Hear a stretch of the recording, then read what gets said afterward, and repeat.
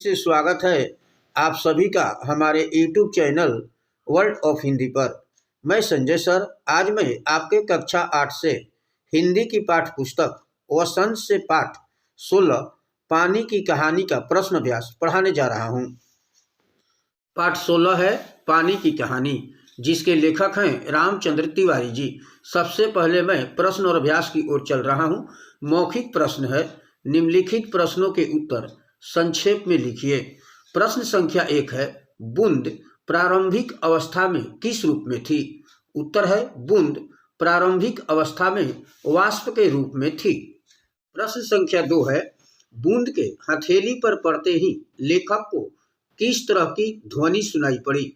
उत्तर है, बूंद के हथेली पर पड़ते ही लेखक को सितार के तारों सी ध्वनि सुनाई पड़ी। प्रश्न संख्या 3 है, बूंद ने रात कहाँ बिताई? उत्तर है, बूंद ने पेड़ के पत्ते पर रात बिताई। प्रश्न संख्या 4 है, लेखक की कलाई पर बूंद कहाँ से आ गिरी? उत्तर है, लेखक की कलाई पर बूंद बेर के पेड़ से आ गिरी।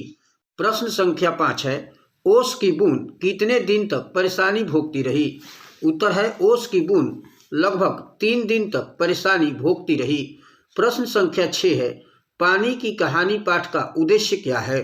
उत्तर है, यूं तो पानी की कहानी में लेखक ने यह बताने का प्रयास किया है कि कहानी के माध्यम से बच्चों को पानी के विषय में संपूर्ण और सही जानकारी उपलब्ध करवाई जा सके।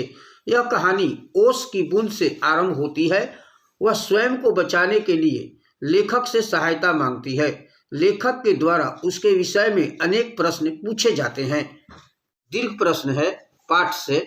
निम्नलिखित प्रश्नों के उत्तर विस्तार पूर्वक लिखें। प्रश्न संख्या 1 है, लेखक को ओस की बूंद कहाँ मिली?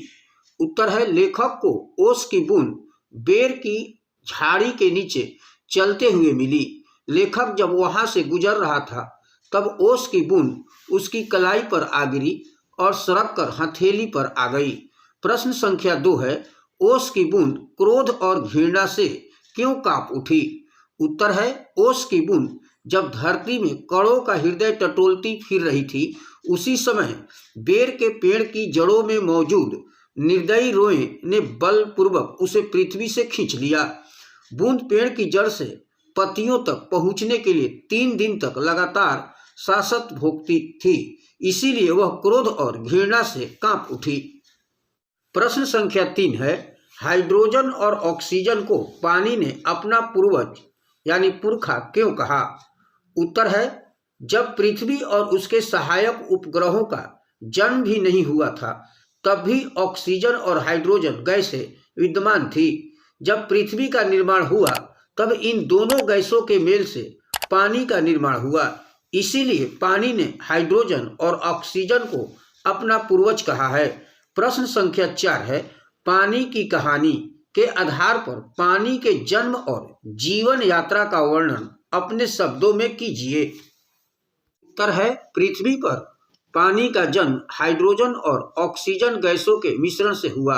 इन दोनों गैसों में रासायनिक क्रिया होने पर एक बादल का रूप लेकर धरती पर पानी के रूप में आई, फिर बर्फ के रूप में, उसके बाद फिर बादल, फिर पानी। ऐसा यह सिलसिला करोड़ों वर्षों तक चलता रहा। धीरे धीरे धरती ठंडी हुई और पानी भी अपने अस्तित्व में आ गया। प्रश्न संख्या 5 है, कहानी के अंत और आरंभ के हिस्से को स्वयं पढ़कर देखिए और बताइए कि ओस की बूंद लेखक को आपबीती सुनाते हुए किसकी प्रतीक्षा कर रही थी?